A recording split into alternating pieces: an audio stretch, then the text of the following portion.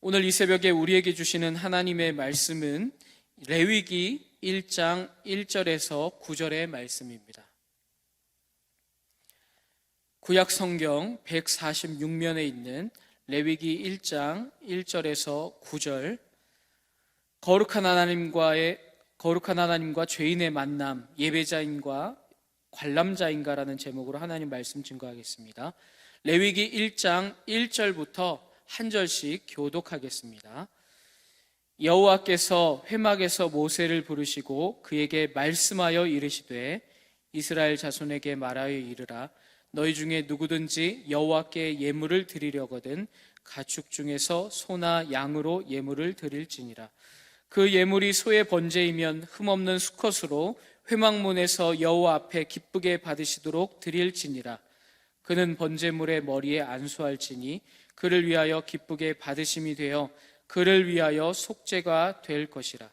그는 여호와 앞에서 그 수송아지를 잡을 것이요 아론의 자손 제사장들은 그 피를 가져다가 회막문 앞 제단 사방에 뿌릴 것이며 그는 또 그 번제물의 가죽을 벗기고 각을 뜰 것이요 제사장 아론의 자손들은 제단 위에 불을 붙이고 불 위에 나무를 버려놓고 아론의 자손 제사장들은 그 뜬 각과 머리와 기름을 제단 위에 불 위에 있는 나무에 버려놓을 것이며 함께합니다.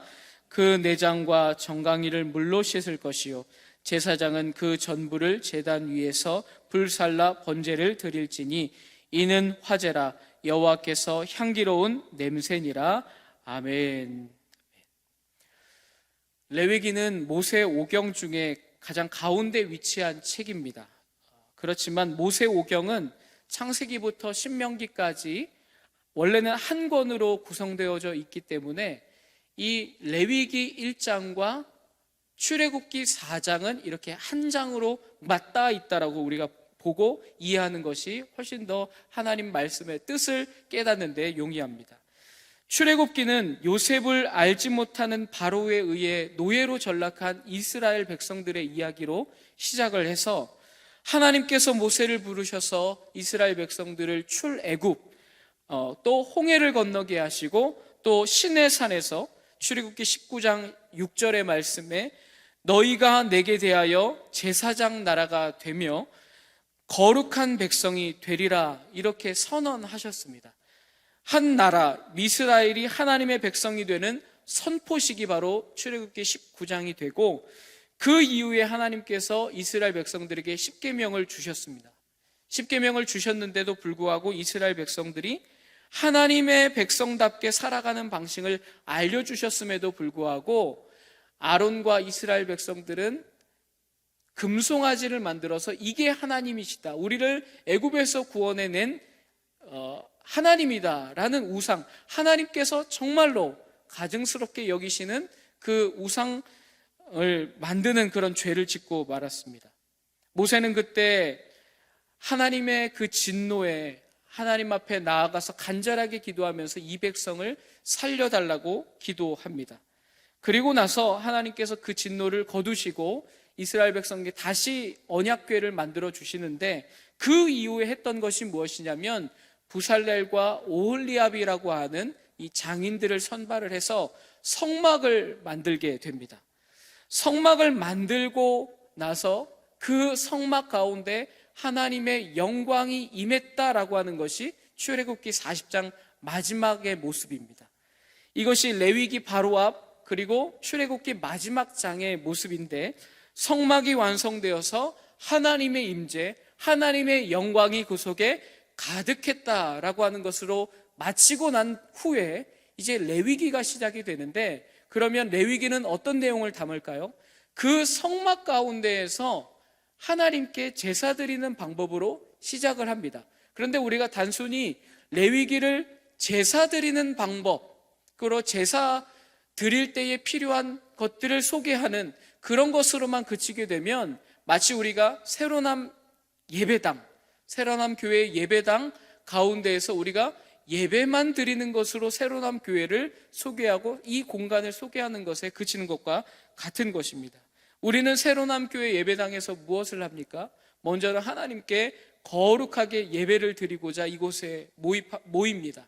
그리고 나서 이곳에서는 하나님의 말씀을 가르치는 교육도 일어납니다. 성장 프로그램과 또 소그룹 다락방과 또 우리들의 모임을 통하여서 성도의 교제도 일어나고, 하나님께서 우리에게 주시는 놀라운 복들이 이곳 예배당을 통해서 일어나게 된다라는 것이죠. 단순히 예배 하나로만 설명할 수가 없는 것인데, 마치 레위기가 제사만을 설명하는 제사 매뉴얼이다라고 생각하는 것은, 그것은 레위기를 너무 작게 좁게 생각한다라는 것이죠. 그렇다면 이 레위기를 한마디로 뭐라고 설명을 해야 될까요? 성막 가운데 임재하시는 하나님, 그 하나님을 하나님의 백성이 어떻게 만나고 어떻게 함께 동행하며 살아가는가 하는 것을 레위기가 설명하고 있는 것입니다. 거룩하신 하나님과 죄인인 우리들이 성막을 중심으로 어떻게 함께 만나고 동행하고 어떻게 살아가는가 하는 것이 레위기의 전체적인 내용이라고 하는 것입니다. 그런데 우리에게는 문제가 하나 있습니다. 그것이 무엇이냐면, 이스라엘 백성이 하나님의 백성이고 그들 가운데 성막을 짓고 또 동서남북 그들 12지파 각 3개 지파씩 동서남북에 진을 쳐서 또 성막을 중심으로 이렇게 자신들의 진을 또 자신들의 장막을 지었는데, 그 가운데에 하나님의 임재 그리고 하나님께서 함께 하시는 성막을 지었는데, 거기서 문제가 발생합니다. 무엇이냐면, 거룩하신 하나님이 임재하실 때에 죄인인 우리들이 가까이 가면 가까이 갈수록 우리는 버틸 수가 없습니다. 그 거룩함 앞에 압도되고, 거룩함 앞에 우리가 견딜 수 없는 죄인이기 때문에 우리는 죽고 사라질 뿐이라는 것이죠. 그러면 어떻게 주님과 만날 수 있는 것인가? 그것이 오늘 우리가 레위기 1장부터 7장까지 진행이 되는 레위기에서 가장 먼저 설명하고 있는 하나님 앞에 나아가는 방법, 제사를 드리는 방법 5가지를 설명하고 있는 것입니다. 우리를 처음 창조하실 때 하나님께서는 하나님께서 정말로 기뻐하시고 또 바라보시기만 해도 좋았다라고 하는 그런 모습으로 창조하셨는데, 하나님과 대화도 가능했고 교제도 가능했고 하나님과 함께 살아가는 것도 가능했습니다. 그런데 우리들에게 죄가 들어오는 그때부터 하나님과 우리 사이에 가까이 할 수 없는 큰 장벽이 생기고 말았다는 것이죠. 하나님 앞으로 스스로 우리가 나아갈 수 없고, 하나님께서 우리에게 임재하시더라도 이 구름 가운데서 우리에게 찾아오시면서 우리가 죽지 않도록 그런 어떤 장치들이 필요했다라는 것입니다. 그 죄로 말미암아 우리가 하나님 앞으로 먼저 나아갈 수가 없는데, 그렇게 하시기 위해서, 우리가 주님 앞으로 나아가게 하기 위해서 하나님 우리에게 제사를 허락해 주셨습니다. 그런데 오늘 본문 첫 번째 제사 방법인 번제를 어떻게 드리고 있는가, 오늘의 본문 3절부터 9절까지를 보게 되면 여기에서 누가 제사를 드리는가, 누구든지라고 되어져 있습니다. 이스라엘 백성 중에서 하나님 앞에 예물을 드리기를 기꺼이 예배를 드리기는 사람은 누구나라고 말하고 있습니다. 그런데 이 누구든지 하나님 앞에 예물을 드리고자 하는 사람의 역할이 있고, 또 하나님께 예물을 드리고자 하는 그 사람을 돕는 제사장의 역할이 있습니다. 근데 우리가 생각하기에 예물을 드리는 사람이 이 흠없는 숫송아지를 갖고 와서 제사장에게 드리면 제사장이 알아서 다 제사를 준비해서 번제까지 드리는 것을 우리는 착각할 때가 있습니다. 내가 이 숫송아지 엄선해서 또 흠없는 숫송아지를 잡아가지고 또 제사장에게 주면 거기까지 나는 헌신을 다했다라고 생각을 하는데, 오늘 본문 1장 3절에서 9절에는 이 예배를 드리는 사람의 역할이 더 있습니다. 그것은 무엇일까요? 4절에 보면 그는 번제물의 머리에 안수하게 됩니다. 그러면 그 죄가 속죄가 되어져서 이 하나님 앞에 그 사람이 주님 앞에 제사로 나아갈 수 있게 되는 것이죠. 그리고 그는 5절입니다. 그는 그는 여호와 앞에서 그 수송아지를 잡을 것이요라고 합니다. 직접 죽이는 거예요.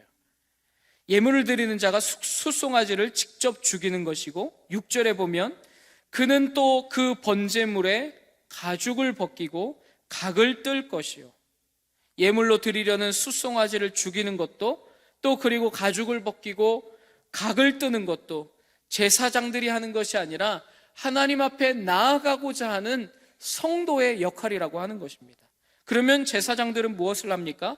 5절에는 아론의 자손 제사장들은 그 예배를 드리고자, 제사를 드리고자 하는 사람이 죽인 그 수송아지의 피를 받아서 제단 사방에 뿌리고, 7절에 제단 위에 불을 붙이고 나무를 버려놓고, 8절 그 뜬 각과 머리와 기름을 제단 위에 불 위에 있는 나무에 버려놓고, 9절 내장과 정강이는 물로 씻고 전부를 제단 위에서 불살라 번제를 드릴지니라, 이렇게 말씀하고 있습니다.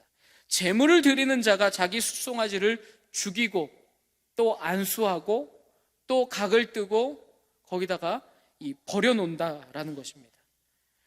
제사장들이 제단에 불을 붙이고 제물을 올려 불살라 번제를 드리는데, 여러분 이 본문의 말씀을 통해서 우리의 예배의 모습을 돌아볼 필요가 있습니다. 오늘날 우리의 예배로 적용시켜 보면 우리 시대의 예배는 소수의 설교자나 찬양 인도자, 찬양팀, 또 안내자들, 헌금위원, 예배드리는 많은 사람들에 비해 소수자가 헌신하는 것처럼 보이는 예배로 보입니다. 자칫하면 서비스로 여길 수밖에 없어요.